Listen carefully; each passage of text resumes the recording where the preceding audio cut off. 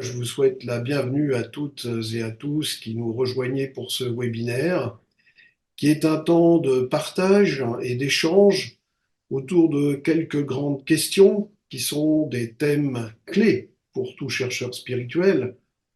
La grande question du qui suis-je, l'âme, la conscience, l'évolution ou la réincarnation. Je m'appelle Luc et je serai donc le modérateur tout au long de ce webinaire. Précisons d'ailleurs que cette rencontre est organisée par des bénévoles qui sont en lien avec la revue Partage International, qui est la version française de la revue Cher International, dont le rédacteur en chef a été pendant près de 40 ans l'artiste peintre et ésotériste britannique Benjamin Creme, qui est également l'auteur d'une quinzaine d'ouvrages et qui a donné de nombreuses conférences dans le monde et en France également en particulier. Alors pour aujourd'hui, nous avons proposé ce format de rencontre à partir du constat que bon nombre de personnes s'interrogent sur ces grandes questions fondamentales de l'existence. Il est donc important de nourrir le cheminement intérieur de chacun, d'accompagner en quelque sorte les chercheurs dans leur quête. Nous souhaitons donc partager nos réflexions, nos expériences et recherches sur ces sujets avec la plus grande ouverture possible, et ce, à partir de vos questions, et peut-être, qui sait, vous apporter des pistes que vous pourrez approfondir par la suite si vous le souhaitez. Alors, je précise toutefois que personne ici ne parle à partir d'une position d'autorité, mais à partir de son propre point de conviction, une conviction fondée sur l'expérience. Dans une première partie, je vais solliciter nos deux intervenantes du jour, Rosemary et Janine. Elles ont en commun de participer bénévolement au travail autour de la revue Partage International. Mais ceci dit, elles ont chacune des parcours différents et elles ont exploré ces questions dont nous allons parler aujourd'hui depuis de nombreuses années à partir de sources diverses. Lors de l'inscription, il vous a été proposé de poser d'emblée des questions si vous le souhaitiez. Et en fait, il se trouve que beaucoup d'entre vous l'ont fait. Donc, nous avons effectivement recueilli pas mal de questions que nous aborderons également dans cette seconde phase. Si jamais d'ailleurs le temps nous manque pour répondre à toutes les questions que vous posez, eh bien nous pourrons programmer un prochain webinaire pour poursuivre cette exploration et ces échanges. Eh bien maintenant, je vais peut-être solliciter Janine qui va commencer à poser des bases pour répondre à cette question du qui suis-je, qui est la question centrale. Et Janine, eh bien écoute, si tu veux bien, je te laisse la parole. Donc, merci Luc, hein, pour parler de ces bases-là. Nous allons nous appuyer sur les enseignements de la sagesse éternelle, essentiellement la lignée Blavatsky, Djwhal et de nos jours Benjamin Creme, pour parler dans cette introduction surtout de la constitution de l'être humain. On ne peut pas parler de l'âme sans parler de la constitution de l'homme. On va énumérer brièvement les caractéristiques des différents corps qui font partie de notre constitution sans trop entrer dans le détail, parce qu'on déjà on n'a pas le temps. Vous pouvez déjà être familiarisé avec ces notions physiques, émotionnelles, mentales, mais on a tendance à les percevoir plutôt sous forme de composantes de notre être et non pas en termes de corps. Donc l'homme est doté d'un corps physique avec son double éthérique et ses chakras, 7 majeurs et 21 mineurs. Il est en lien avec le prana. Le corps astral qui est relié au désir et aux émotions, il est en lien avec le plexus solaire. Le corps mental, il agit à travers le cerveau sur les corps astral et vital. Il nous permet d'interpréter nos états de conscience. Il est constitué d'une substance provenant du plan universel de la vie. L'homme pense sans cesse parce qu'effectivement, il attrape cette substance en permanence. Le tout est fédéré par une personnalité qui fait de lui un être séparé. Chacun de ces corps a des fonctions spécifiques et sont autant de moyens de contact avec votre environnement. Pour les affiner, on utilise des moyens tels que le sport, la discipline, on apprend à gérer les émotions, le désir, à reconnaître le beau on développe l'intellect, la concentration, on réorganise sa façon de penser. On développe un moi-je, une personnalité souvent très puissante et très à l'aise dans ce monde matériel. Cela fait partie du processus évolutif. Mais arrive un moment où l'on est insatisfait. Et c'est là qu'on recherche d'autres satisfactions de nature plus intérieure. On ressent une sorte de manque, de vide, et c'est souvent là qu'on commence à méditer. On construit une nouvelle relation avec notre essence, notre âme. Un autre type de travail commence, la construction d'un pont entre l'âme et le mental et le cerveau. C'est souvent une période difficile où l'homme prend conscience de sa dualité. Donc l'homme est aussi une âme, et tout ce qui vient d'être énuméré constitue le vêtement extérieur de l'âme. C'est ce qui permet à l'âme de se manifester sur le plan de l'existence. La personnalité intégrée sera petit à petit soumise à l'impact de l'âme, puis sous la direction de l'âme, jusqu'à être fusionnée avec elle. L'âme est née de la rencontre de la monade ou esprit et de la matière. L'âme a aussi un corps nommé corps causal. L'âme est un lien entre le corps mental concret et le mental supérieur. Elle est médiatrice. Elle est l'aspect constructeur de la forme de toutes les formes. Sensibilité, vibration, couleur sont ses caractéristiques. Sa qualité est l'amour, énergie magnétique et attractive. Elle est aussi le gardien de nos expériences acquises au cours des différentes vies. Rosemary vous expliquera plus amplement cette partie-là. Elle est avant tout conscience. Elle se manifeste comme lumière ou radiation lumineuse. D'ailleurs, on peut, à un certain stade de la méditation, percevoir la lumière dans la tête. Elle constitue le vrai moyen de la connaissance. Il n'y a aucune séparation. Elle procure la sérénité et la joie. Il existe deux fils reliant l'individu à la monade ou esprit, par l'intermédiaire de l'âme. Le fil de vie ancré dans le centre cardiaque côté droit, c'est au niveau éthérique, hein. L'autre fil est ancré dans la tête, c'est le fil de conscience. Ce sont des courants descendants. Il existe un troisième fil que nous construisons, fil de créativité. C'est un courant ascendant. J'ai dit plus en avant que l'âme est conscience. Posons-nous la question, que pouvons-nous dire de la conscience? Selon le maître Djwhal-Khul, le développement de l'être humain n'est que le passage d'un état de conscience à un autre. Une succession d'expansions, une croissance de cette faculté de conscience. C'est un déplacement progressif de la conscience qui est d'abord polarisé dans la personnalité, le moi inférieur, puis dans le moi supérieur, l'âme, et ensuite dans la monade ou esprit. Et ces étapes du développement de la conscience amènent à une série d'éveils qui suivent une loi naturelle et se produisent en temps voulu dans chaque âme. C'est-à-dire qu'on est tous concernés par ce développement. Alors, qu'est-ce que la conscience? Nous avons en commun avec tous les êtres vivants la conscience. Tous sont conscients de leur milieu. Ils en ont une perception immédiate. L'animal est conscient de sa relation avec la nature, mais il est dans la nature. Nous avons quelque chose de spécifique, nous en tant qu'êtres humains. On est dans une relation dédoublée.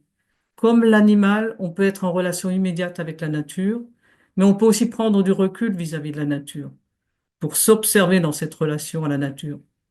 C'est ce qui active notre faculté de penser. Là, on commence à parler de conscience de soi.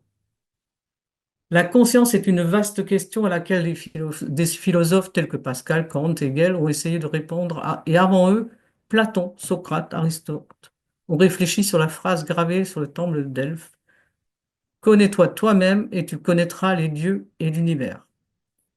Selon Hegel, la conscience de soi est le privilège de l'homme. Ensuite vient Freud, qui nous explique que la conscience de soi ne représente qu'une petite partie de notre appareil psychique.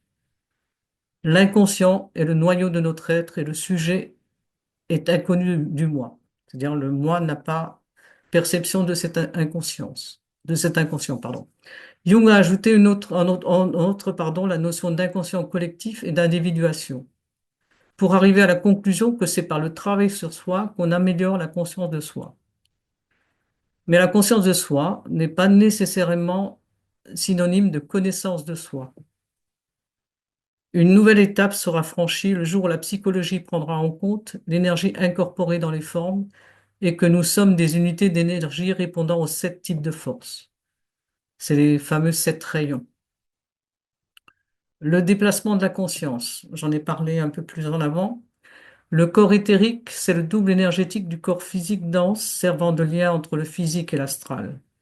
Il répond à l'activité du prana, à l'énergie physique, aux appétits de la nature inférieure. C'est le stade de l'instinct. Ensuite, en plus du prana chez l'homme, plus développé, l'énergie du désir vitalise le corps éthérique pour la satisfaction du désir et de tous ces mirages. La conscience se déplace dans le corps astral. L'homme encore plus développé amène graduellement son corps éthérique sous la domination de l'énergie du mental. La personnalité deviendra une personnalité intégrée.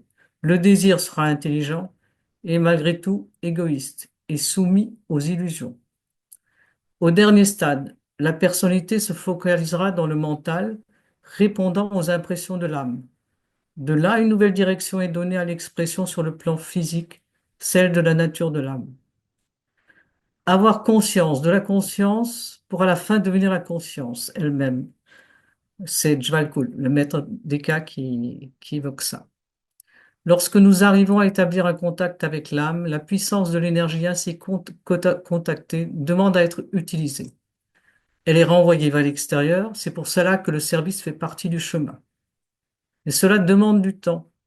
Il faut plusieurs incarnations, comme il en aura fallu beaucoup pour développer harmonieusement la partie forme de notre être, la personnalité et ses composantes. Mais nous sommes sur un chemin qui, tôt ou tard, nous mènera à notre âme, notre maître intérieur. Dans ce voyage, nous ne sommes pas seuls, nous sommes assistés par des êtres que nous appelons les frères aînés ou maîtres de sagesse. Ils connaissent tous les états de conscience. Pardon, ils connaissent tous les états de conscience. Ils les ont tous maîtrisés en tant qu'hommes. Ils travaillent à l'arrière-plan et certains préparent les voies de l'émergence de l'instructeur mondial, Maitreya. En attendant, ils inspirent des disciples qui travaillent sur leur direction pour préparer cet événement. Je viens d'évoquer le déplacement de la conscience de façon progressive, qu'il fallait du temps, plusieurs incarnations pour atteindre cette pleine conscience. Merci. J'ai retenu, il y a beaucoup de choses dans cette présentation, C'est vrai. Janine. J'ai retenu le rôle de la méditation dans la recherche de réponses à qui nous sommes, dans la prise de conscience que nous sommes la conscience. J'ai retenu aussi la notion d'évolution, en fait, L'évolution. d'évolution, d'une croissance de la faculté de conscience à travers donc une sorte de voyage évolutif. Et cela ouvre la porte à ce que, effectivement, peut-être Rosemary, tu nous parles maintenant plus de cet aspect évolution de la conscience, puis de tout ce que ça implique, comme par exemple le thème de la réincarnation. Alors moi, je vais commencer par aborder effectivement la réincarnation et on enchaînera sur l'évolution de la conscience. Alors en fait, nous ignorons que deux lois essentielles gouvernent nos vies. La loi de renaissance et la loi de cause et d'effet, connue sous le nom de la loi du karma. En fait, chacune de nos pensées, chacune de nos actions met en mouvement une cause. Et ces causes ont leurs effets qui façonnent nos vies pour le meilleur et pour le pire. Voilà, cette loi est exprimée par les paroles on récolte ce que l'on sème. Et en termes plus scientifiques, à chaque action correspond une réaction égale et opposée. D'où la nécessité de l'innocuité dans nos relations avec autrui est la clé du processus évolutif. Et cela est valable donc sur le plan individuel, sur le plan familial, sur le plan d'un groupe, sur le plan national et aussi au niveau de l'humanité dans son ensemble. Alors, en Orient, depuis les temps les plus reculés, l'idée de vie successive gouvernée par la loi du karma a toujours été présente. Le problème, c'est que souvent, il en a résulté une acceptation passive des conditions de vie du moment. C'est mon karma. Par contre, en Occident, le concept d'incarnation successive a été exclu des enseignements de l'Église au VIe siècle à l'instigation de l'empereur Justinien. S'il avait subsisté dans le corps de la doctrine chrétienne, ben la conception de vie et de la vie et de la mort serait aujourd'hui totalement différente. Et en particulier, la peur de la mort serait complètement différente. Enfin, l'élimination de cette vérité a eu beaucoup de conséquences. Et en fait, le fait d'ignorer aussi ces lois fondamentales qui gouvernent nos existences a de lourdes conséquences parce que nous ne prenons pas en compte notre responsabilité individuelle pour tout ce qui nous arrive, comme je le disais, sur tous les plans, c'est-à-dire à la fois individuel et collectif. Et nous devons comprendre donc que nous sommes créateurs par nos pensées, par nos actions, des circonstances de notre vie, et que de ce fait, nous pouvons les transformer et améliorer notre existence. Alors, on ignore aussi que dans le Nouveau Testament, il est resté, malgré les efforts de l'empereur Justinien, quelques références concernant le concept de la réincarnation. En fait, à l'époque, ça allait de soi, et donc je crois que c'est dans l'Évangile de Matthieu, il y a Jésus qui demande à ses disciples, « Que dit-on de moi ?» Et les disciples répondent, les uns disent que tu es Jean-Baptiste, d'autres que tu es Élie, ou peut-être Jérémie, ou l'un des prophètes. Alors, comment pouvait-on penser que Jésus fut un des anciens prophètes, si ce n'est dans une vie précédente? Élie et Jérémie avaient vécu des siècles auparavant. Et en fait, Jésus va faire une réponse qui dit, je vous dis qu'Élie est déjà venu et qu'ils ne l'ont pas reconnu. En fait, les disciples avaient compris à l'époque qu'il parlait de Jean-Baptiste. Alors, une autre allusion à la réincarnation apparaît dans une question concernant un aveugle, où il y a un disciple qui demande à Jésus, qui a péché? Est-ce que c'est cet homme ou ses parents pour qu'il soit né aveugle? Et donc, comment un homme pourrait-il pécher avant sa naissance si ce n'est dans une autre vie? Alors, Jésus donc leur répond que ce n'est pas lui ni ses parents qui ont péché, mais que c'est afin que soient manifestées en lui les œuvres de Dieu. Et c'est intéressant parce que par là, il nous enseigne que la doctrine du karma n'est pas bien comprise et qu'il ne faut pas faire de spéculations hasardeuses et simplistes. Les calamités qui s'abattent sur les hommes ne doivent pas nécessairement leur être imputées. Alors, donc ça, c'était une référence donc à la réincarnation dans l'Évangile. Et je fais un saut maintenant à notre époque. Et il faut savoir qu'il y a des études, il y a une université aux États-Unis, donc c'est l'université de Virginie, où le sujet de la réincarnation a captivé Ian Stevenson, qui est un éminent professeur de cette université. Et il a donc fait des recherches sur ce sujet et il a réuni des milliers de témoignages en Inde, au Brésil, au Liban, en Alaska, et il a retenu les plus crédibles, il les a rassemblés dans un livre. Alors là, je vais parler que des livres qui sont traduits en français. Donc ce livre s'appelle 20 cas suggérant le phénomène de la réincarnation. Et c'est le récit de 20 enfants dont les témoignages ont pu être vérifiés et validés par des recherches scrupuleuses. Il y a par exemple des marques de naissance, des habitudes, des phobies des enfants qui trouvent un éclairage surprenant en connaissant leur vie antérieure.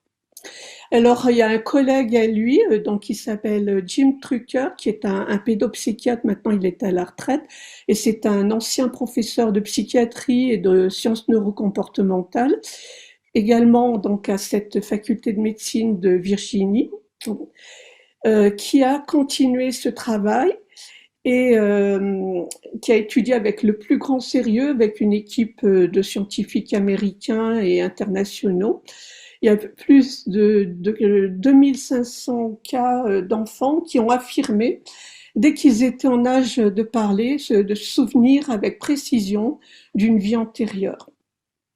Et donc il a écrit, enfin, il y a 2 livres de lui qui sont traduits en français. Donc Histoire extraordinaire des enfants se souviennent de leur vie antérieure.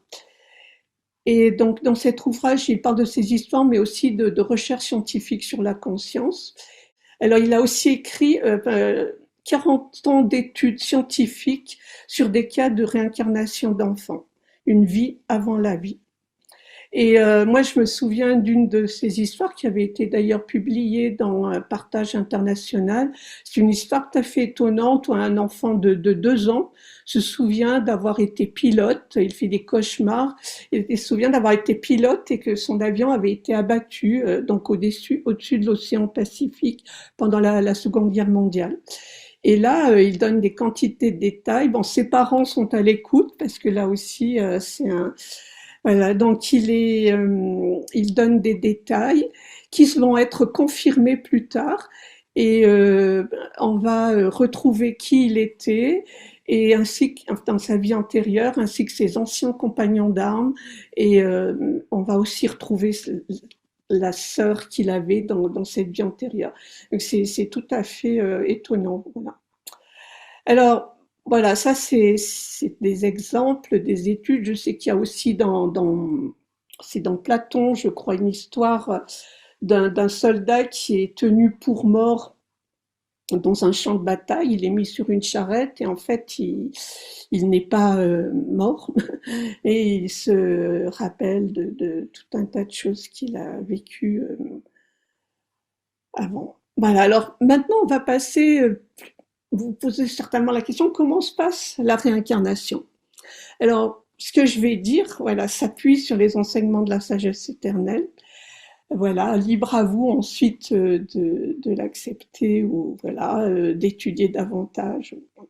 En fait, lors du retrait de l'âme, donc ce qu'on appelle la mort, il y a 3 atomes permanents un pour chaque véhicule, donc un atome du corps physique, un du véhicule émotionnel et un atome permanent du véhicule mental, hein, qui constitue donc ces véhicules qui constituent la personnalité dont a parlé Janine. Eh bien, ces 3 atomes permanents qui ont enregistré le taux vibratoire acquis pendant l'incarnation, qui est l'incarnation qu'ils viennent de quitter, bon, sont reliés au corps causal de l'âme. Et le corps causal de l'âme peut être aussi considéré comme une sorte de réservoir de mémoire de tout ce qui a été perçu, connu, expérimenté dans les domaines à la fois physiques, de la vie psycho-émotionnelle ou astrale, et aussi sur le plan mental. Et il y a une corde d'argent qui relie l'âme et son corps causal aux 3 atomes permanents. Et lorsqu'il est temps pour l'âme de s'incarner à nouveau, eh bien l'âme va construire le corps éthérique autour de ces atomes permanents avec des particules dont le taux vibratoire sera analogue à celui acquis dans la vie précédente. Donc nous revenons en incarnation exactement au niveau que nous avions atteint à la fin de notre vie précédente. Alors les conditions de la nouvelle incarnation sont également soumises à la loi de cause et d'effet ou du karma de la personne et aussi de ce que l'âme va juger utile pour qu'elle puisse s'exprimer au mieux par l'intermédiaire donc de ces nouveaux véhicules et en fonction donc, des objectifs qu'elle se donne pour la nouvelle incarnation. Et donc, voilà, je vais enchaîner sur l'évolution de la conscience. Et comme vous l'aurez compris, il a fallu de très nombreuses vies, des centaines de milliers, voire davantage, pour arriver au stade dont nous allons parler maintenant. En fait, moi, j'aime bien dire que la conscience, c'est le murmure de l'âme. Enfin, j'ai lu ça une fois et j'ai trouvé ça poétique, donc j'aime bien le garder à l'esprit. Et donc, c'est aussi la faculté de l'âme qui nous éveille, cette faculté dont a parlé Janine, qui est d'être conscient de nous-mêmes. Et donc, il a fallu comme je disais, de très nombreuses vies. Et nous allons parler maintenant de la partie du voyage évolutif qui est le voyage, on va dire, final, où le contact avec l'âme commence à se faire de plus en plus présent. Alors, ce voyage évolutif va être jalonné par 5 expansions de conscience majeures, qui sont donc des étapes vers la libération et la maîtrise. Et elles vont être caractérisées par ce qu'on appelle des initiations, qui sont des cérémonies sur le plan intérieur qui vont permettre de donner à l'individu un influx d'énergie spécifique, donc en relation à l'initiation en question. Alors, le progrès dans la vie se fait aussi en lien avec la loi de sacrifice, en sacrifice qui est inférieur pour ce qui est supérieur. Donc c'est un processus graduel. Et donc la première étape importante va être lorsque le principe christique va s'éveiller dans le cœur d'un individu. Donc comme l'a déjà mentionné Janine, donc on parle du cœur spirituel qui est situé donc du côté droit de la poitrine. Et à ce moment-là, ce qu'on peut constater au niveau de l'individu, c'est que ses centres d'intérêt sont devenus plus altruistes, qu'il commence à manifester les qualités de l'âme, l'amour des intéressés, le sens de l'unité, de la coopération, qu'il cherche à servir, qu'il va avoir besoin de se retrouver, afin d'être plus en lien avec l'intérieur et donc effectivement rechercher une forme de méditation. Et donc cette étape indique aussi la maîtrise du corps physique, enfin de la maîtrise des petites vies qui composent ce corps. Et l'homme, donc l'être humain, devient alors capable de prendre soin de son corps en maîtrisant ses différents appétits qui le conditionnaient jusqu'à présent. Et une chose importante, c'est que d'après Benjamin Crème, il y a près de 5 millions d'individus qui sont sur le point de passer ce stade.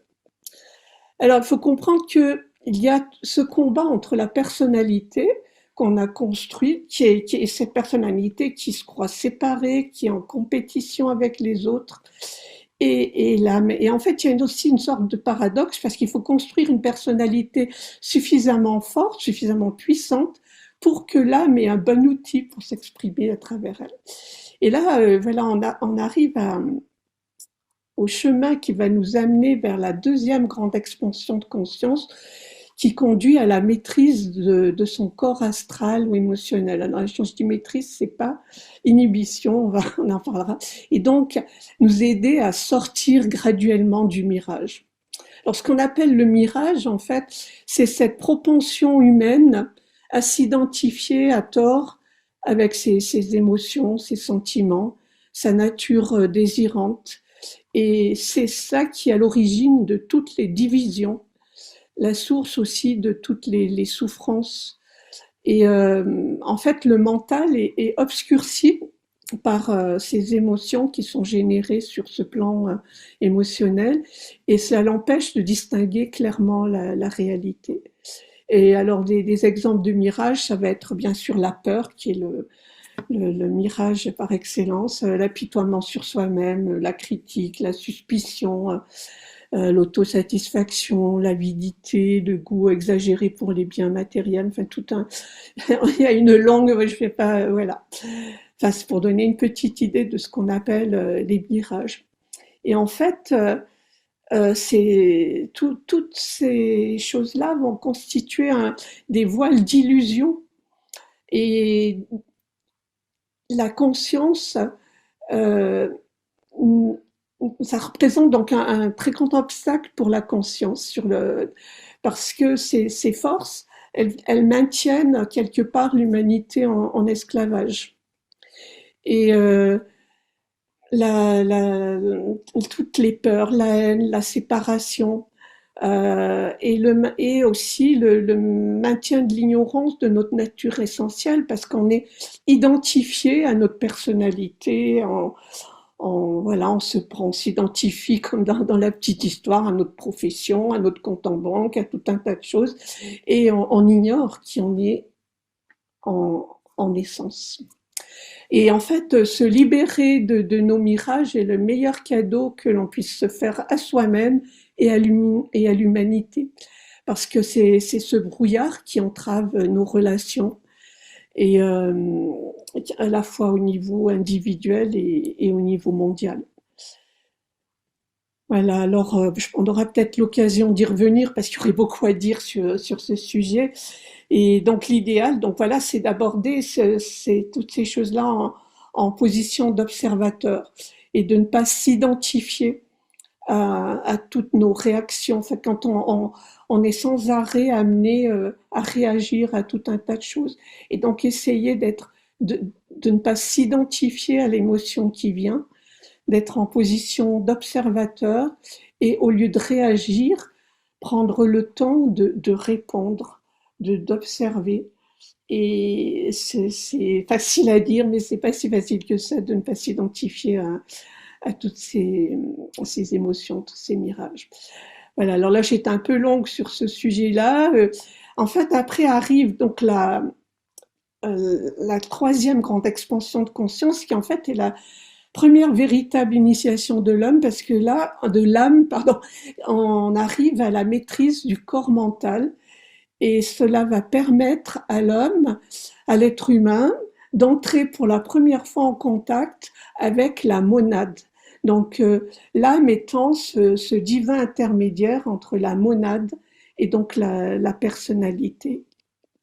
Et c'est aussi ce qu'on appelle dans le bouddhisme le joyau dans le cœur du lotus. Et donc on va pouvoir recevoir cette énergie et devenir, et l'âme va pouvoir vraiment commencer à exprimer son potentiel véritablement. Ensuite, il y a la quatrième grande expansion de conscience, s'appelle la renonciation.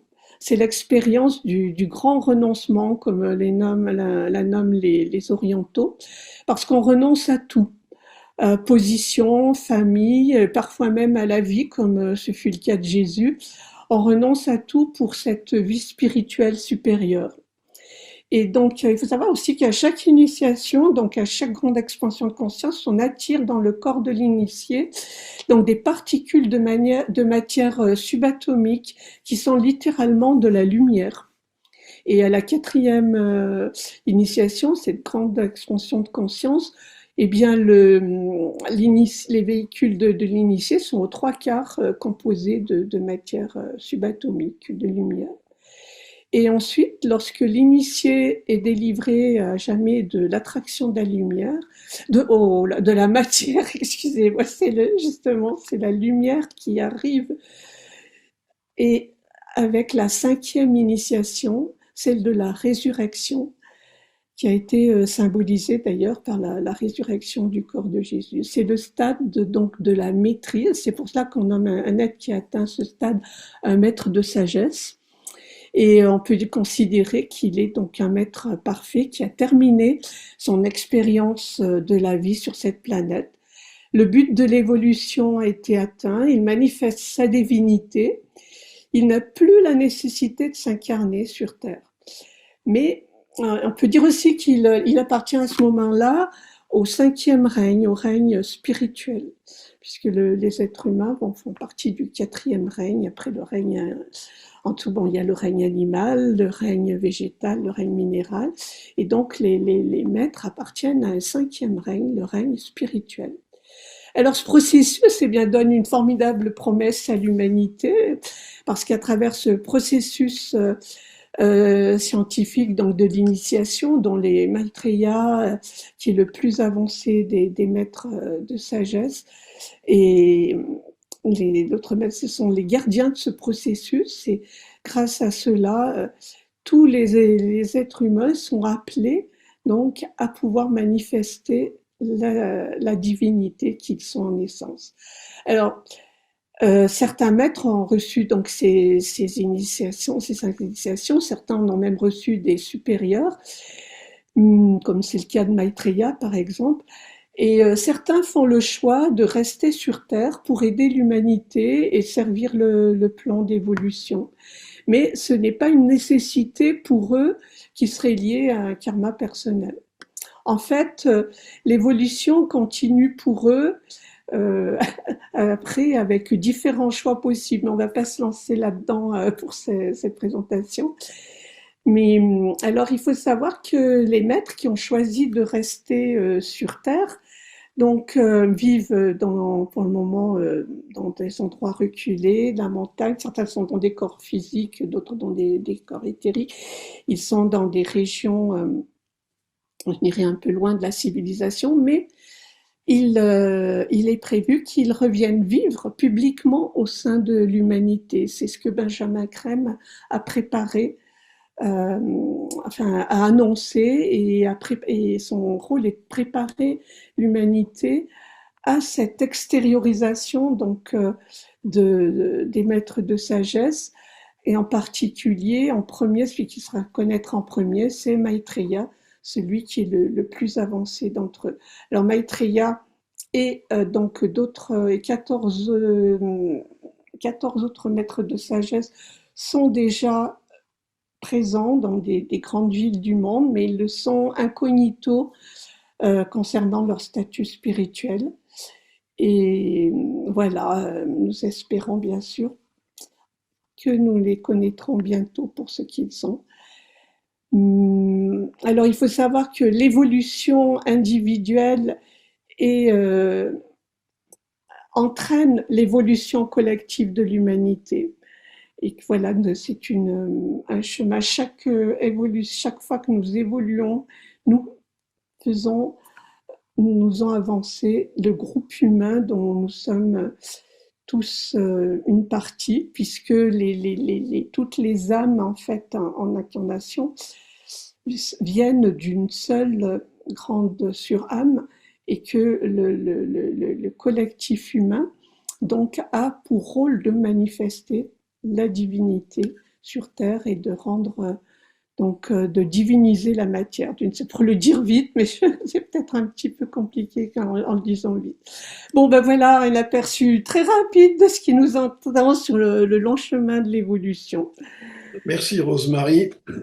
Merci, c'était également très très dense, comme l'exposé de Janine, avec énormément de notions, énormément d'informations, énormément de choses dont il n'est peut-être pas aisé de faire la synthèse rapidement. Mais j'ai retenu que, en fait, la réincarnation est un concept plus universel qu'on ne le croit habituellement, en tout cas dans cette partie du monde. J'ai retenu aussi que finalement, on passe d'une vie à l'autre en gardant quelque part en mémoire, dans ce que tu appelais les atomes permanents, des souvenirs de ce qui s'est passé dans notre vie antérieure, dans nos vies antérieures. Donc quelque part, si j'ai bien compris, notre empreinte, notre histoire est gravée hein, dans le marbre, si j'ose m'exprimer ainsi. Donc les informations sont stockées, on n'y a pas forcément accès, mais elles sont stockées quelque part. J'ai noté que l'évolution de la conscience, finalement, c'est un processus. Hein. Peut-être qu'il arrive un moment où on explose dans la conscience universelle, mais en tout cas, c'est un processus et finalement qui est long et demande de nombreuses vies. J'ai retenu que dans ce voyage évolutif, il y a un moment un combat entre la personnalité, qui est ce à quoi nous sommes identifiés habituellement, et puis l'âme, notre nature spirituelle profonde, qui, elle, essaye de s'exprimer à travers ce véhicule qu'est la personnalité, et que finalement, le processus d'éveil consiste à dissiper les nombreux voiles que tu as appelés mirages ou illusions, à des niveaux différents, émotionnels, mentaux notamment, et que cela aboutit à un certain moment à des grandes expansions de conscience qui nous amènent finalement en quelque sorte un peu à la fin du voyage évolutif de l'homme, qui l'amène à passer dans le règne spirituel en devenant un être réalisé, un être qui a réalisé le soi, ou maître de sagesse, Et là, après, bon, je ne vais pas plus loin, mais il y a vraiment beaucoup, beaucoup d'informations et de notions qui ont été développées dans vos deux interventions. Rose-Marie, tu as mentionné Jan Stevenson, qui est un scientifique, et c'est très intéressant de voir que la science s'intéresse, là je parle de la science occidentale, s'intéresse enfin à l'âme et non plus seulement à la matière, et que ce monsieur fait des travaux extrêmement intéressants sur le sujet de la réincarnation, mais sous l'angle scientifique. Eh bien, nous avons une question qui rejoint un peu cette sphère d'approche de Théodora, qui dit, voilà, je me demande comment les scientifiques arriveront à démontrer l'existence de l'âme. Peut-on dire qu'ils sont actuellement sur la bonne voie si des recherches sont effectuées dans ce sens? Peut-on dire que la recherche scientifique approche du but? Et puis il y a une question complémentaire, c'est que peut apporter la preuve de l'existence de l'âme dans la conscience humaine? Voilà. Alors, ben, je peux peut-être continuer sur ce domaine. Alors, c'est vrai que moi, enfin, il y a énormément de personnes qui, pour le moment, explorent, comme vous le savez certainement, les, euh, euh, les expériences de mort imminente. Et ce qu'on pourrait dire à partir de ces recherches, c'est que on aboutit à la réponse que qu'il existe une conscience qui est délocalisée, autonome et indépendante du cerveau. Et ça a été reconnu dans une thèse de doctorat de médecine en France. C'est un médecin qui travaillait avec enfin c'était pas un médecin, c'était sa thèse, donc on va dire étudiant en médecine, et qui collaborait avec le docteur Jean-Jacques Charbonnier. Et sa thèse donc il a élaboré à partir d'expériences de MI suite à des arrêts cardiaques.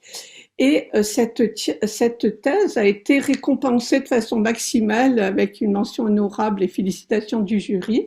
Donc ça veut dire que ça a été accepté scientifiquement. Et alors ce qui est intéressant, c'est que donc avec le docteur Charbonnier, ils ont mis en évidence deux types de conscience. Donc il y a ce qu'ils appellent la conscience intuitive extraneuronale. Donc c'est-à-dire une conscience qui est indépendante de la matière, qui agit sur le cerveau en fait à la manière d'un nuage électronique sur un ordinateur. Et là, le cerveau n'est pas considéré comme émetteur ou fabricant de la conscience, mais comme un récepteur de la conscience. Et donc, c'est cette conscience intuitive extraneuronale, eh bien, elle fait de chacun un être unique qui est relié à différentes énergies. Elle semble être dégagée de l'échelle spatiale et puis avoir des déplacements. Enfin, vous connaissez certainement tout ce qu'on peut raconter au niveau des expériences de mort imminente, hein, des gens qui ont pu se déplacer, voir des gens, enfin, qui racontent des choses qui ont été vérifiées. Il a mis en évidence l'autre conscience, ce qu'il appelle la conscience analytique cérébrale.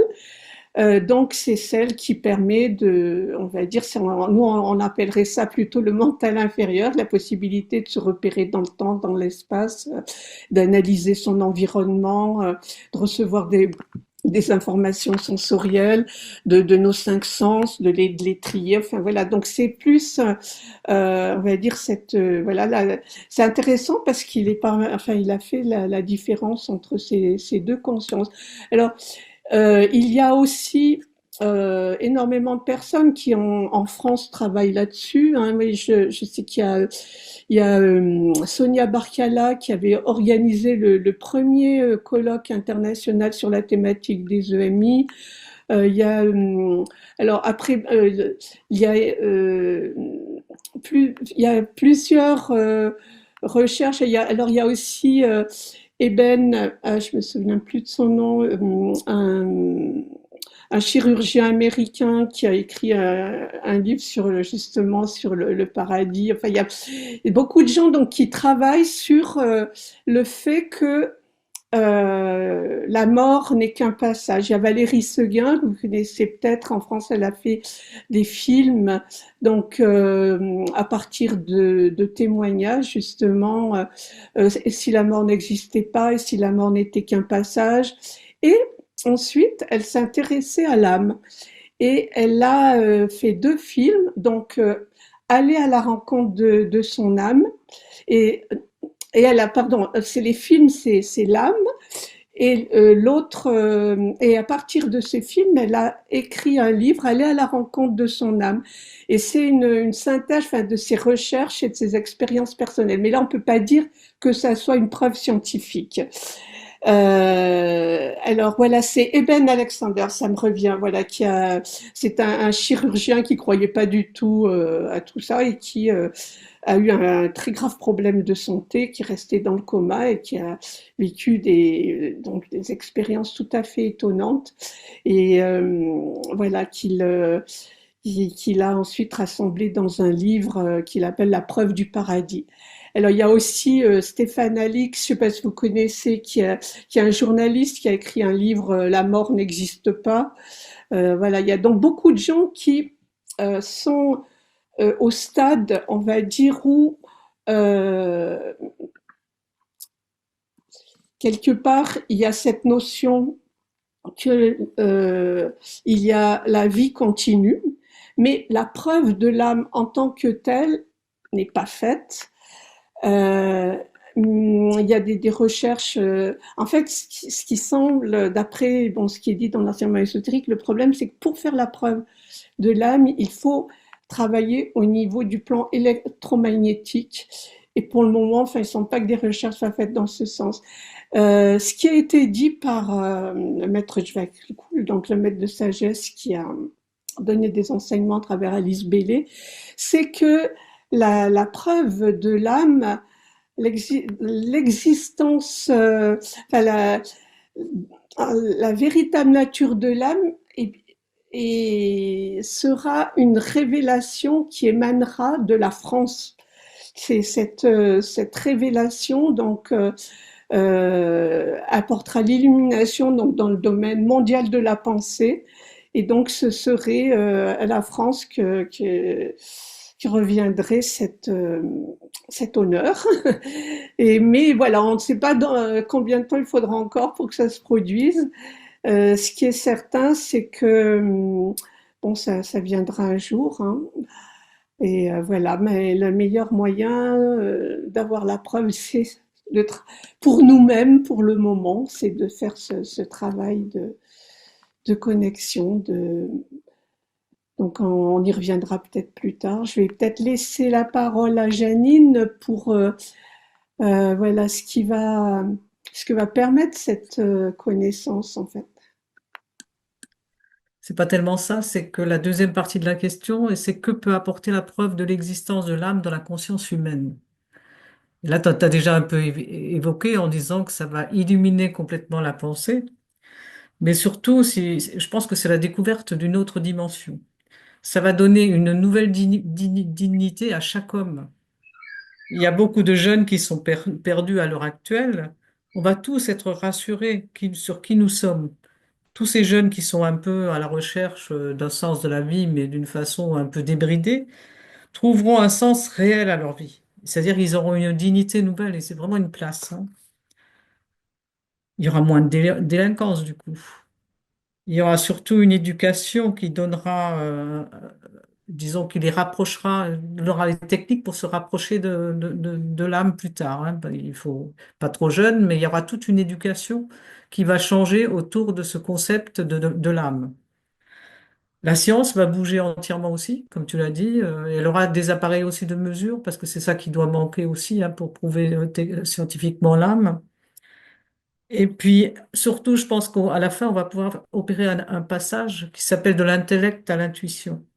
C'est-à-dire que pour l'instant, on est enfermé dans l'intellect, on est limité de plus en plus par cet intellect.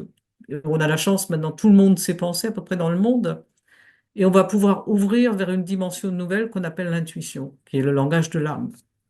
Donc ça va tout changer. Pour moi, ça va tout chambouler. Je ne sais pas ce que tu en penses, Rosemary, si tu as d'autres choses à rajouter.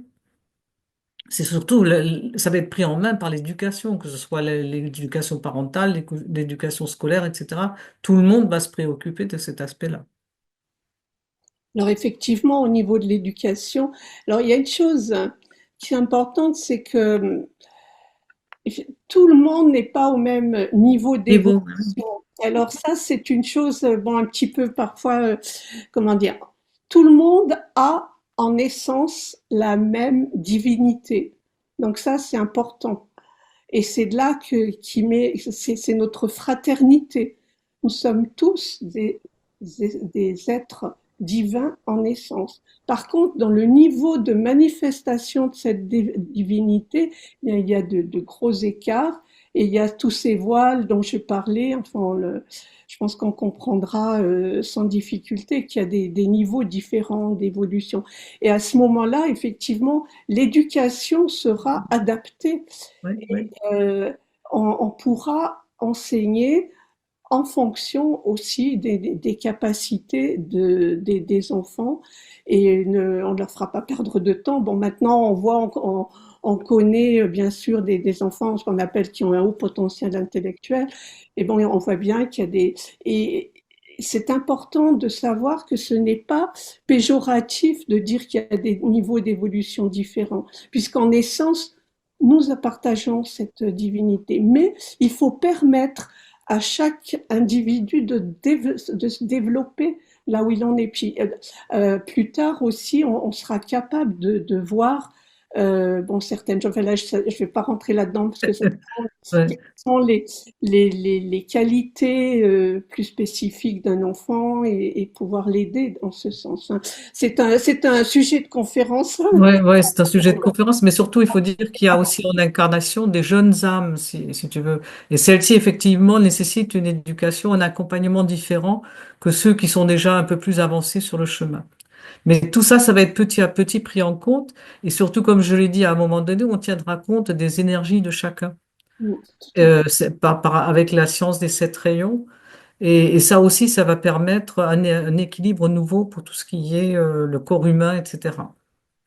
Voilà. C'est une excellente question qu'elle a posée, Théodora. Alors, une question, si je puis me permettre, puisqu'on parlait tout à l'heure de la science et qu'on parlait de la découverte, et voire de la preuve de l'existence de l'âme qui sera peut-être un jour apportée par la France, est-ce que pour arriver à ce stade, la science doit d'abord découvrir, admettre et prouver l'existence de la matière éthérique, des plans éthériques? Est-ce qu'il y a des choses déjà dans ce sens aujourd'hui?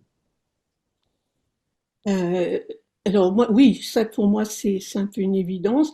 Et on sait que bon, en fait, ce que maintenant la science appelle la matière noire, enfin c'est surtout dans des recherches, on va dire au niveau cosmique. Enfin, il y Oui, a oui. des tas d'inconnus, mais bon, je vais pas me lancer là-dedans non plus. Mais il y a des tas d'inconnus qui montre qu'il y a une substance qui n'a pas été, enfin, dans les équations, il manque quelque chose. Et donc, il y a des tas de recherches qui sont faites à ce niveau-là, et donc on appelle la matière noire. Mais justement, le problème, c'est qu'il y a différents niveaux, différents états vibratoires là aussi qui ne sont pas encore reconnus pour ce qu'ils sont. Et malheureusement, les scientifiques ne lisent pas les livres ésotériques. Non, mais je crois qu'il faut des appareils de mesure de tout ça qu'on n'a pas. C'est ça surtout. C'est ce qui nous manque. Euh, Parce que cette matière n'étant pas visible, il faut vraiment une technologie qui permette de la mesurer. Après, évidemment, il y a les mathématiques qui permettent, comme lorsqu'on fait de l'astronomie, de détecter quelque chose, mais il faut aussi le prouver matériellement, quoi, mais on arrive, hein, on a dans tout ce qui est vidéo, etc., on a des technologies qui avancent très très vite, donc on y arrivera assez rapidement. Oui, il y a, oui, Les anciens parlaient déjà de l'éther, hein, c'est pas une nouveauté, mais comme tu dis, c'est les 4 niveaux qu'on n'arrivait pas à définir de cet éther. Très bien. C'est aussi par l'éther, hein, qu'on arrive à communiquer de cerveau à cerveau. Il y a plein de possibilités grâce à ça. La télépathie, tu veux évoquer, c'est Par ça? exemple, oui. D'accord. Ouais. Encore un autre sujet vaste. Alors, on va peut-être continuer à avancer parce qu'il y a quand même pas mal de questions. Alors, différence entre âme, quelle est la différence entre l'âme et l'esprit? Ben, l'esprit, c'est vraiment l'étincelle divine que nous sommes. qui est le niveau, l'âme, je l'ai expliqué, est justement l'intermédiaire entre l'esprit ou la monade et la personnalité. Oui, alors c'est vrai que le mot esprit est parfois employé. Enfin, c'est toujours. Bon, il faut pas oublier que les mots, bon, sont des fenêtres. On utilise une certaine terminologie. On essaye d'être d'accord sur la terminologie. C'est très difficile parfois de trouver les mots justes. Mais nous, là, dans ce qu'on expose, C'est effectivement, vrai, ça. le mot esprit est réservé à la monade, on va dire à la partie divine que nous. Ouais, ouais. Mais bon, dans d'autres, ça peut être dans d'autres manières d'expliquer. Non, oui, on parle d'esprit, oui, oui. Et c'est pas la même signification. D'ailleurs, des fois, c'est l'âme pour justement, dans d'autres traditions, on parle d'esprit, pour l'âme. Mais là, c'est vrai que l'esprit, c'est vraiment le point de départ, si vous voulez. C'est l'étincelle divine qui a besoin de l'âme en tant qu'intermédiaire avec nos différents corps et notre personnalité. Et d'ailleurs, à un moment donné, le corps causal, comme l'âme, hein, j'ai lu que, parce qu'on avait un petit peu différent là-dessus, disparaît. Et à ce moment-là, l'étincelle divine pourra s'écouler tout le long dans les corps. Et voilà, c'est quand, enfin, genre, au niveau de la quatrième grande expansion de Votre conscience, conscience, ouais. là, là, on n'a plus besoin de l'âme et Ouais. voilà, elle est réabsorbée dans la monade, pour En fait, ce que vous dites rejoint un peu les notions de trinité qu'on trouve dans les grandes religions mondiales. Nous sommes le soi ou la monade, l'âme et la personnalité. On retrouve cela dans les C'est grandes toujours la religions. Trinité, hein. Tout fonctionne comme ça. Dans toutes les traditions, tu te retrouveras toujours le deuxième aspect qui est le Fils, qui est l'âme, donc le Christ, etc. Si on peut tout superposer comme ça, dans ce raisonnement en trilogie. Ok, alors continuons à avancer. Quelle est la place de la méditation d'une part et des mantras d'autre part dans ce processus d'évolution? Une question de François. alors, donc, bah, comme je le disais, c'est la méditation, quelle qu'en soit la forme. En fait, son but, c'est de nous relier à Il y a notre notre âme, ouais. âme, de trouver ce silence. Là, alors, c'est très difficile quand on débute en méditation parce que c'est là qu'on prend conscience du mental, de tout ce blabla qui arrive, toutes les préoccupations, et c'est vraiment euh, tout un travail d'arriver à prendre du recul par rapport à ça et de petit à petit laisser, je dis moi, débrancher la radio et de laisser le calme se faire. Alors il y a des méditations, là après tout dépend d'où on est, il y a des méditations avec des mantras. Ça peut aider pour certaines personnes, effectivement, parce que Hum, le mantra va permettre de donner une direction mentale. Il y a ce qu'on appelle donc les méditations avec objet et d'autres sans objet. Et là, c'est vraiment à chacun de sentir ce qui lui convient. Moi, je sais qu'à une époque, j'avais essayé de faire mais moi, ça m'empêchait pas mon mental de partir. C'est tout un travail, justement, d'arriver à calmer un peu ce mental. Mais il faut savoir que c'est normal. Il s'agit pas souvent, on a aussi cette illusion quand on commence à méditer de se dire ça doit être le silence complet. Non, le cerveau, eh bien, lui, il fonctionne, il va mettre, il va faire le ménage, il va ranger les choses, il va penser à ce qui s'est passé. Le tout, c'est de ne pas le nourrir. C'est-à-dire, on le laisse faire, mais on ne oui. suit pas la pensée. On se dit pas, ah ben tiens, j'ai une bonne idée pour mon travail, qu'est-ce que je vais faire, tout ça. Enfin, il y en a plein d'idées qui arrivent. L'idée, c'est justement, on va travailler sur la conscience, on va se dire, non, je ne vais pas suivre cette, enfin, on le pense, je suis pas, je lâche, je regarde. Comment dans le bouddhisme on parle des nuages qui passent, on les laisse passer et petit à petit, voilà, on voit que les choses se calment. Et alors, bon, Benjamin Crème a donné une forme de méditation qui est très puissante, qui est une méditation de groupe et qui a aussi l'avantage d'être une méditation de service. Donc, tout à l'heure, Janine disait que quand on se connectait à l'âme, il y a cet aspect de service qui apparaît. On a besoin d'aider, on se sent concerné par des tas de choses, on a envie de servir. Et cette méditation de service, elle a l'avantage d'allier les deux choses, c'est-à-dire que elle va être un service à l'humanité. Alors là, je n'ai pas le temps de développer cet aspect. Mais tous les mois, nous avons un atelier de présentation de la méditation de transmission. Et c'est un atelier découverte. Et cet atelier permet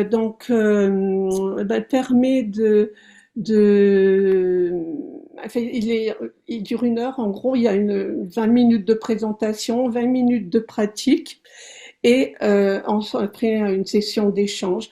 Donc, si vous voulez, pour ceux qui connaîtraient pas cette méditation, participer à un atelier découverte, eh bien voilà, il y a le site internet là qui apparaît, méditation-transmission.net. Et voilà. Alors, c'est une méditation qui est très intéressante parce qu'elle nous permet aussi de coopérer avec les maîtres de sagesse, puisque cette méditation est supervisée par eux. Elle a été proposée par un maître de sagesse et c'est Benjamin Crème qui l'a enseigné à sa demande. Ouais. Nous arrivons au terme maintenant de ce webinaire. Je voudrais remercier chaleureusement nos intervenantes Janine et Rosemary pour leur présentation, pour leurs interventions éclairées, éclairantes et inspirées. Merci à tous d'avoir participé à ce webinaire. Je crois que nous pourrons programmer d'autres webinaires parce qu'il y avait d'autres questions que nous n'avons pas pu traiter. Le temps était trop court et des questions qui n'étaient pas toujours directement liées au thème de la soirée. Des questions intéressantes cependant sur les ovnis, sur l'Atlantide et d'autres questions qui renvoient en fait à l'histoire de l'homme et à sa place dans le cosmos. Des questions sur l'éducation, même si nous avons touché un petit peu ce sujet. Nous donnerons très certainement une suite à ce premier webinaire et bien entendu, nous ne manquerons pas de vous en informer. Entre-temps, vous pouvez toujours trouver des informations sur le site internet de Partage International qui devrait s'afficher rapidement. Donc sur ce site internet, vous trouverez voilà, partageinternational.org, donc assez facile à retenir. Vous pourrez trouver beaucoup d'informations, bien sûr, sur ce qu'on a évoqué aujourd'hui, et bien sûr plus particulièrement sur Maitreya et sur les maîtres de sagesse. Il y a aussi, bien sûr, les livres de Benjamin Crème sont également disponibles et ils sont disponibles en langue française, donc vous pourrez trouver plein d'informations à propos de ces livres sur le site internet de Partage International. Et il y a un petit livret vraiment très utile sur les enseignements de la sagesse éternelle. Je vous en recommande chaudement la lecture et c'est très facile à lire. Voilà, merci à tous et peut-être donc, j'espère, à bientôt, à très bientôt et merci et au revoir.